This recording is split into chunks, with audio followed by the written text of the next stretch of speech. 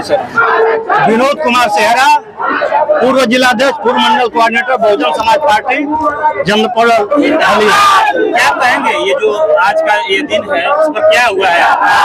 ये बहुजन समाज की ताकत को दिखाने के लिए और सुप्रीम कोर्ट की हठधर्मिता को तोड़ने के लिए ये बहुजन समाज के लोग इकट्ठे हुए हैं और बता देना चाहते हैं कि चाहे सुप्रीम कोर्ट हो, चाहे भारतीय जनता पार्टी हो, चाहे देश की कोई भी तानाशाही व्यवस्था हो, तो सरकार हो या कोर्ट हो, उसको दलित समाज कभी भी माफ नहीं करेगा यदि इसके आरक्षण से और इसके संविधान से छेड़छाड़ किया जाता है। तो ये सड़कों पर उतरकर आपको मुंह तोड़ जवाब देंगे। उसी का ये नमूना है कि पूरा का पूरा बहुजन समाज एकत्र हुआ है और अपनी बात को सड़कों पर रख रहा है और ज्ञापन के माध्यम से शांतिपूर्ण तरीके से अपनी बात को रख रहा है। किस ज्ञापन किसको दिए हैं? हम लोग ज्ञापन महामहिम राष्ट्रपति महोदय को, राज्यपाल महोदय को यहाँ से भेजे हैं। राज्यपाल महोदय को मिल जाएगा, राष्ट्रपति महोदय को मिल जाएगा, उनके नुमाइंदे होते हैं, उनके प्रतिनिधि होते हैं। यहाँ पर उप जिलाधिकारी बेलतरा एसडीएम साहब को हम सभी लोगों ने मिलकर ज्ञापन दिया है कि क्रिमी लेयर की बात कर रहे हैं, इसको मूल रूप से संविधान को लागू नहीं करते तो हम इनको कभी माफ नहीं करेंगे। हमारे बीच में इस बेलतरा रोड के प्रभारी रहे संतोष जी से मैं भी कुछ इसमें जानना चाहूंगा। सर क्या कहेंगे ये जो आरक्षण पर घात हो रहा है इसके बारे में क्या ये हुजूम देख के आपको क्या लगता है? ये हुजूम बता रहा है आपको कि हम किसी तानाशाही सरकार को बर्दाश्त नहीं करेंगे और अभी ये अंगड़ाई है। और अगर आप सही सलामत हमारा आरक्षण हमको नहीं देते हैं तो आपके दिन में उतारे दिखा दिए जाएंगे। हमारी मुखिया, हमारी आदेश आयरन लेडी बहन कुमारी बावती जी का आदेश है और उनके आदेशों का पालन करते हुए हम लोगों ने आज ये आंशिक रूप कह लीजिए चाहे पूर्ण रूप से कह लीजिए, लेकिन ये एक छोटा सा नमूना दिया गया है। आगे ये और बड़ा आंदोलन का रूप ले सकता है। जय भीम, जय भारत। हमारे कानून लागू हुआ है क्रीमी लेयर, इसके बारे में थोड़ा विकास हो जाए दर्शकों को जानकारी। देखिए ये क्रीमी लेयर जो लागू हुआ है इसमें ये आरक्षण में इतना बड़ा घात किया गया है कि जो क्रीमी लेयर पढ़ाई कितनी महंगा कर दिया गया है। जो क्रीमी लेयर में है उसका आरक्षण खत्म कर देंगे, उसका पैसा वो पढ़ के भी कुछ नहीं कर पाएगा और जो गरीब आदमी पढ़ नहीं पाएगा तो आरक्षण में आएगा नहीं, सीट वैकेंट होगी और उसको जनरल उठा के जनरल में भर्ती कर दिया जाएगा। आरक्षण का ये फॉर्मूला डिवाइड एंड रूल की पॉलिसी जो पहले से मानव का संविधान लागू करते आया है कि जाति तोड़ो समाज जोड़ो, हम लोग चाहते हैं और वो सोचते हैं कि समाज जोड़ो और जाति तोड़ो और उनको डिवाइड कर दो कि कई भागों में विभक्त रहेंगे और विभक्त रहेंगे तो अपनी लड़ाई नहीं लड़ पाएंगे। लेकिन आज बहुजन समाज ये तैयार है, सभी दल तैयार है, बहुजन समाज पार्टी की मुखिया बहन कुमारी मायावती तैयार है और पूरा का पूरा देश तैयार है कि हम किसी भी कीमत पर आरक्षण प्रधान जी हैं गाँव के, क्या कहेंगे प्रधान जी? यह जो अभी आपके सामने संतोष भैया जो पूर्व प्रभारी है, सेहरा जी जो भी आपको बताया गया है, ये आपके माध्यम से एसडीएम साहब के माध्यम से पत्र दिया गया है जो राष्ट्रपति उपराष्ट्रपति महामहिम राज्यपाल तक जाएगा। ये हुजूम ये संकेत देता है कि अगर आपने अपने फैसले को वापस नहीं लिया तो हम लोग संसद तक जाएंगे और अपनी मांगों को क्रमबद्ध तरीके से, विधिवत तरीके से आपसे मनवाने का काम करेंगे। रुकने वाली नहीं है, एकदम नहीं रुकेगी। कोई इस जन सैलाब को रोक नहीं सकता है। संसद तक हम लोग पहुंचेंगे। अगर फैसला वापस नहीं लिया गया तो हम लोग रोड होते हुए संसद तक जाएंगे, अपनी मांग को मनवाएंगे। उनका मांग था कि अगर वो चाहे सरकार तो सदन चला के भी इस पर निर्णय ले सकती थी, इस पर क्या कहेंगे आप?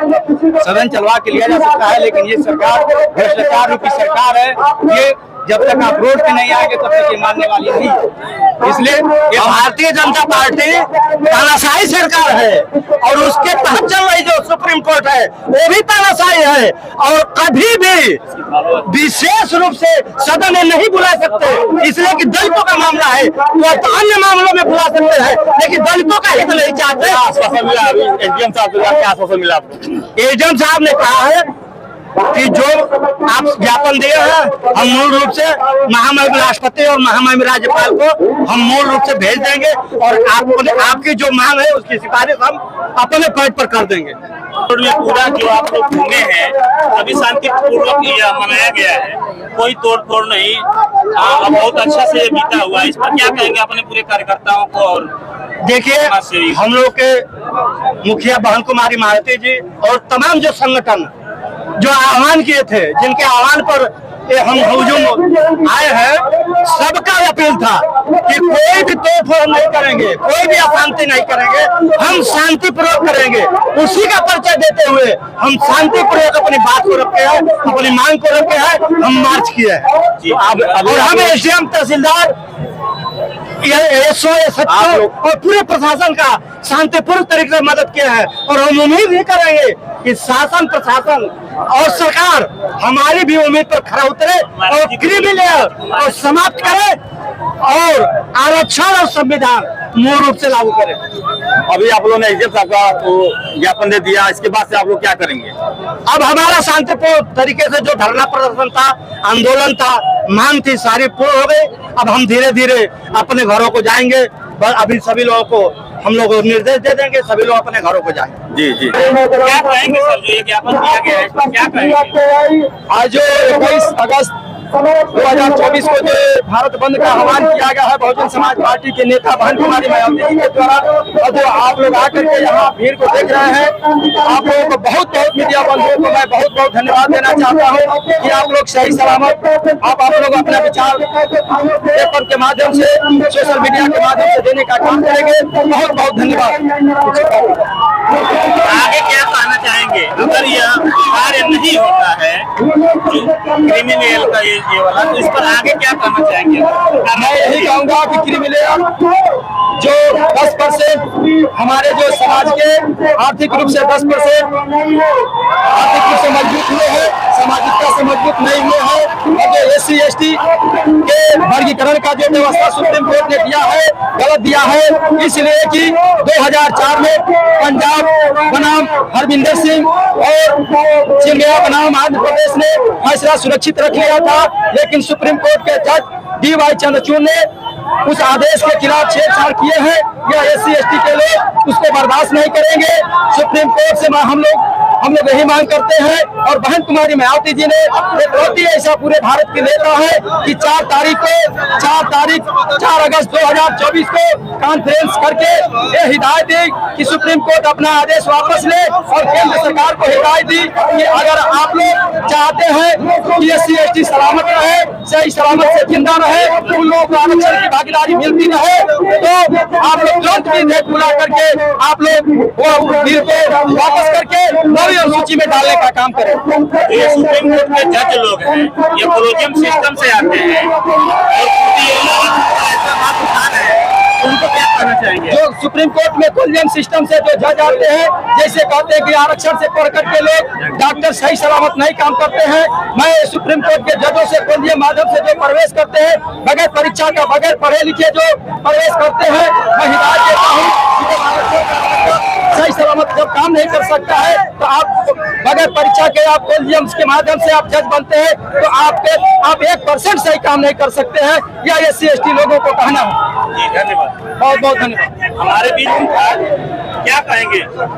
ये बहुजन समाज पार्टी द्वारा और बहुजन समाज के लोगों द्वारा सुप्रीम कोर्ट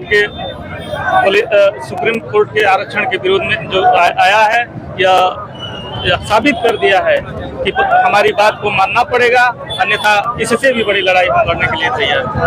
सुप्रीम कोर्ट के जो जज हैं जिन्होंने यह फैसला कर रखा है, आदेश दिया है, वो खुद एक कोलोजियम सिस्टम से आते हैं, उस पर क्या कहेंगे? यही कोलिजन सिस्टम का हम लोग विरोध कर रहे हैं। जो पढ़े लिखकर के जज का बेटा जज बनेगा और हम लोग पढ़े लिखकर के लेकर रहेंगे, इस कोलिजन सिस्टम का हम लोग विरोध कर रहे हैं। अगर अभी भी इस धरने से अगर आपका काम ये नहीं होता है तो आगे क्या? आगे लड़ाई लड़ते रहेंगे। हाँ, चलिए धन्यवाद। अपना परिचय दे दीजिए। क्या कहेंगे या जो आज का जो मुहिम छिड़ी हुई है, अच्छी छिड़ी हुई है, जो वर्तमान में जो सरकार है उसे उन्हें भी दिखाई नहीं दे रही है कि SC/ST समाज पे कितना जुल्म ढाया जा रहा है, मगर हमारे समाज के जितने भी कार्यकर्ता लोग भाई हैं, उन्होंने एक आवाज के तौर पे सबको नीति निर्देश दे दिए हैं, जिससे सरकार को समझना चाहिए कि SC/ST और क्रिमिनल लेयर पर विचार कर रहे हैं। क्रीम लेयर जो लागू है इसमें जो SC/ST के जो समाज के लोग इनको क्या फायदा, क्या नुकसान क्या है? नुकसान क्या है, इसमें ज्यादा गहन करना पड़ेगा इस पे। जी।